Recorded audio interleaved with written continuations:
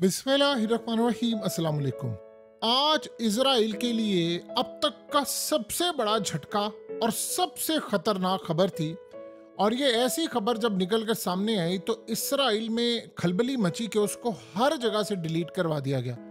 आपको कभी लगता है, कभी आप सोच सकते हैं कि अमेरिका का कोई भी डेलीगेशन जाए और वो सीक्रेटली ईरान का विजिट करे? ये सूरत हाल हुई है। सीन ये हुआ है, आप सबको पता है कि इस्माइल हानिया को इजराइल ने मारा है। लेकिन इससे सबसे ज्यादा अहम और बड़ी डेवलपमेंट ये हुई है कि इस्माइल हानिया को जो इन्होंने मारा है वो असल में इंडिकेट कर रहा है कि इसके बाद जंग सर पर खड़ी है। अब हुआ ये है, अमेरिका ने ईरान को कहा कि देखिए, इस हमले में हम शामिल नहीं थे। आप ये जो इसराइल पर हमला करने के लिए जा रहे हैं और आप ये जो जंग छेड़ने के लिए जा रहे हैं, हम आपसे रिक्वेस्ट करते हैं आप इस जंग को बंद कर दें। आपको पता है कि बरतानिया का वजीर आजम कॉल कर रहा है, मैकरन कॉल कर रहा है, सब कुछ कॉल कर रहा है। ओमान के थ्रू ईरान के साथ मामला तय हुए और अमेरिका का एक सीक्रेट डेलीगेशन जाता है वाशिंगटन से, यानी अमेरिका से उड़कर ईरान जाता है। ओमान ने गारंटी उसमें दी थी कि उनको कुछ नहीं होगा।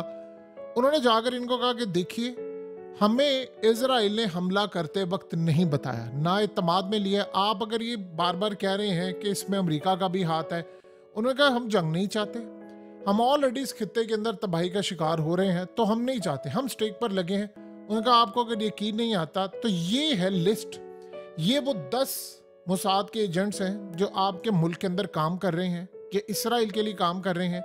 और ये 10 के 10 वो लोग हैं जिन्होंने इस्माइल हानिया को मारने में किरदार अदा किया। उन्होंने कहा यही वो लोग हैं जो बारूदी डिवाइस लेकर आए थे बाहर से, इस्माइल हानिया के कमरे तक लगाई थी। ये 10 लोग काम करें। अब वो 10 लोग कौन है? उनकी फौज के कोई जर्नैल है बीच में, सियासतदान है, सिक्योरिटी के लोग हैं, जो भी हैं। बहरहाल उन्होंने वो लिस्ट उठाकर उनको दे दी। अब उन्होंने ये बात कही, ईरान की जानिब से ये बात कही गई कि भाई आप पर कैसे यकीन कर लिया जाए कि आप जो दे रहे हैं लिस्ट, ये बिल्कुल ठीक है। तो इस सूरत हाल में ये भी हो सकता है कि इजराइल ने आपको भेजा हो और जान छुड़ाने के लिए, कि ताकि आप गलत बंदों को मार दे और रियल में जो लोग हैं वो बच जाएं। तो उन्होंने कहा कि हम ये सारी इंफॉर्मेशन दे रहे, आप पता चला लें ये 10 लोग कौन है, ये क्या कर रहे थे पिछले कहाँ दिन, ये कहाँ इनकी मुलाकातों ने सारी तफसील दी कि खाली ये नहीं है ये मुलाकातें करते रहे, ये इस दिन यहाँ पर थे, वहाँ पर थे। अब डाटा चीज़ें सारे निकालना वो आपके पास है। बहरहाल जो हो सकता था उन्होंने वो दे दी। और उसके बाद उन्होंने रिक्वेस्ट की कि आपसे रिक्वेस्ट है हमारी कि आपकी मेहरबानी है कि आप हमला ना करें, और एटलीस्ट कम से कम आप हम पर हमला ना करें। उस बार ईरान ने जो सूरत हाल सामने आई, जो भी गुफ्तगू आगे चलकर बात करते हैं, ये खबर अब सामने आ जाती है। आपको कब याद है इजराइल के अंदर कोई खबर ऐसी आई है जिसको बाद में डिलीट कर दिया गया हो? यरूशलेम पोस्ट ने, आप देखिए, ये खबर ब्रेक कर दी। और ये इतनी बड़ी खबर है, इतनी बड़ी खबर है कि इसने पूरे इसराइल में भूचाल बर्पा कर दिया। इतना खतरनाक सीन ये हो गया कि इजराइल की पूरी मिलिट्री एस्टैब्लिशमेंट, फौज, उनकी गवर्नमेंट, उन्होंने अमेरिका को इतना गुस्से का इजहार किया कि तुमने हमारे साथ गद्दारी की है, बेवफाई की है, हमारी पीठ पर तुमने वार किया है, हम इसको कभी नहीं भूलेंगे। अब इस सारी सूरत हाल के अंदर हुआ ये कि यरूशलेम पोस्ट को फौरी तौर पर इजराइल की एस्टैब्लिशमेंट ने कहा, उन्होंने इस खबर को डिलीट कर दिया। अब लेकिन जब जाहिर सी बात है, खबर एक दफ़ा निकल जाती है तो आप उसको जितनी मर्जी दफ़ा डिलीट कर दे, स्क्रीनशॉट लॉग ले लेते हैं और आपकी स्क्रीन पर इस वक्त ये मनाजिर चल रहे हैं। इसके बाद पाकिस्तान के अंदर ट्रिब्यून ने भी इस खबर को उठा लिया और सारी दुनिया में फैल गई। यानी अब आप चाहे डिलीट भी कर दे, उसका फ़ायदा कोई नहीं होता, वो पूरी दुनिया में फैल गई। अब इस सारी सूरत हाल के अंदर जो असल कहानी ये है वो ये है कि इसराइल बरहम हो गया है। अमेरिका ने ईरान को कहा है कि आप अभी हमला ना करें, हमें एक आखिरी मौका दें, हमें इस सारी सूरत हाल में जंग को रोकना चाहते हैं, ताकि अगर ये जंग फैल गई तो ये पूरे रीजन को तबाह करके रख देगी, राख करके रख देगी, और हमें पता है कि हमारा हाल क्या होगा। अब आप सारी सूरत हाल का जायजा लें कि इस सारे मामले पर अमेरिका क्यों ईरान के आगे भीगी बिल्ली बना हुआ है। देखिए, उसकी कई वजूहात है। सबसे पहले समझिए, सीन ये है कि अमेरिका के अंदर इस वक्त महंगाई का आया हुआ है तूफान। वहां पर स्टॉक मार्केट हमारे वाला हाल नहीं है। पाकिस्तान को आप कंपेयर ना किया करें दुनिया के साथ। अमेरिका में महंगाई बहुत उरूज पर चली गई है। जो घर कभी आ जाता था एक आम शख्स की सैलरी में, अब वो नहीं आ पा रहा। इंटरेस्ट रेट बढ़े हुए हैं, चीज़ें बढ़ी हुई हैं, और इस सारी सूरत हाल में लोग वहाँ पर तंग हैं। अगर ये जंग छिड़ती है तो जाहिर सी बात है इससे सबसे बड़ा नुकसान ही होगा। जैसे आपने हालिया देखा, जापान की स्टॉक मार्केट जब क्रैश की तो पूरा वर्ल्ड की स्टॉक मार्केट क्रैश करना शुरू कर दी। जापान में भी महंगाई बढ़ गई और इसका असर पूरी दुनिया में देखने को मिला। अब अमेरिका, जापान और ये तमाम जगहों पर जब महंगाई बढ़ रही है, स्टॉक्स क्रैश हो रहे हैं, पूरी दुनिया में तबाही का हाल है, तो इस सारी सूरत हाल में अगर ये जंग छिड़ती है तो जाहिर सी बात है स्टॉक मार्केट्स क्रैश कर जाएंगी। सारी की सारी तेल की कीमतें 30-35% ऊपर चली जाएंगी। तेल की कीमत बढ़ती है तो पूरे वर्ल्ड में महंगाई बढ़ती है, सप्लाई चेन मुतासिर हो जाएगी, माल कहीं आएगा नहीं, जाएगा नहीं। और उससे भी बढ़कर जो खतरनाक सूरत हाल है, अमेरिका ने असल में इस बात को इस्टेब्लिश किया है कि यमन के पास ऐसे मिसाइल है जो हमारा डिफेंस सिस्टम डिटेक्ट नहीं कर सकता। ये आप ना देखें कि टोमाहॉक मिसाइल उन्होंने 150 के करीब लगाए हुए हैं, वो मारने के लिए लेकर आए हैं, वो एक अलग बात। उनका एयरक्राफ्ट कैरियर आया, वॉरशिप आया, सब कुछ आया।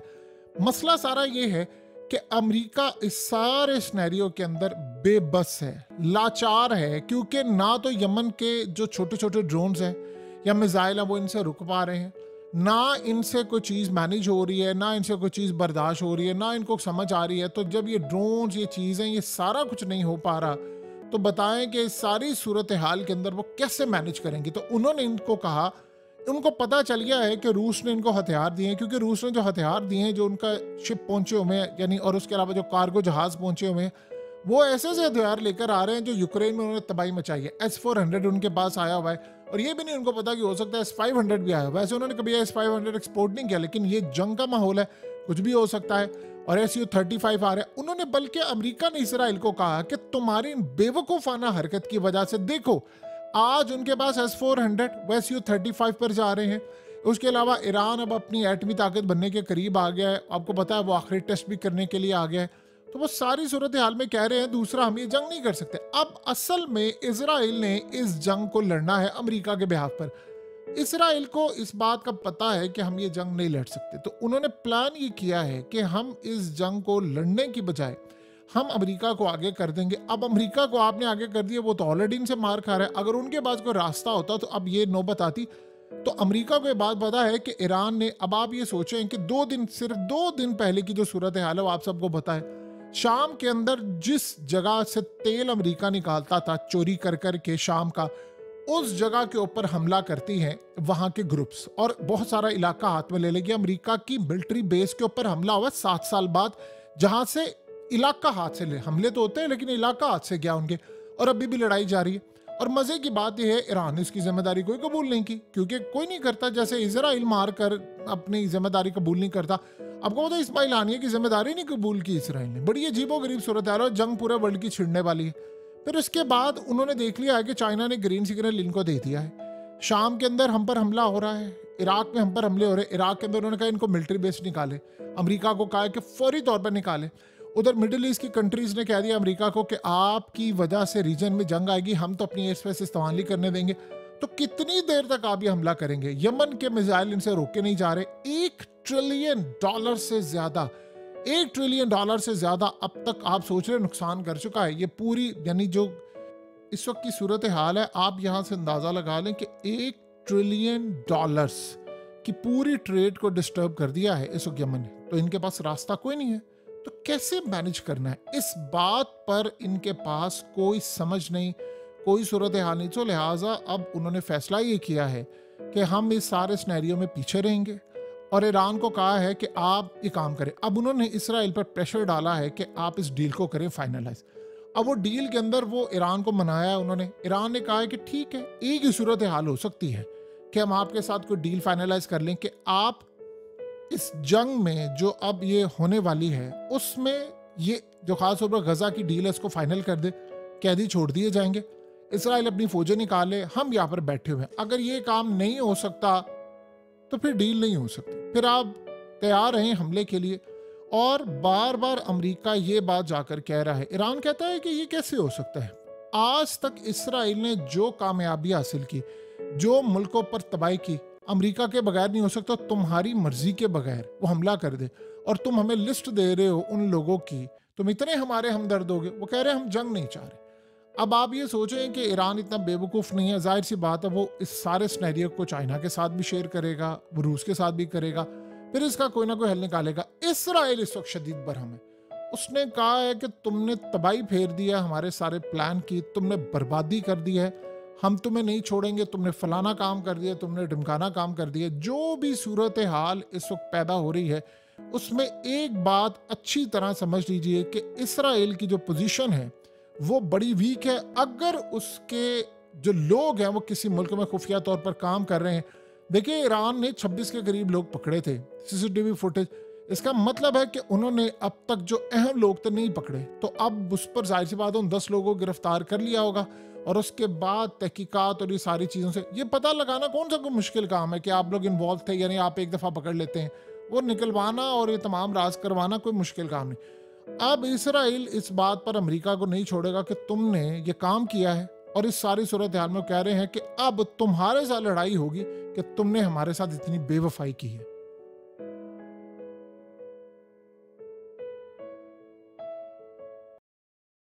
हकीकत टीवी को सब्सक्राइब करना मत भूलें, वीडियो को लाइक करें, शेयर करें और कमेंट सेक्शन में अपनी राय का इजहार ज़रूर करें।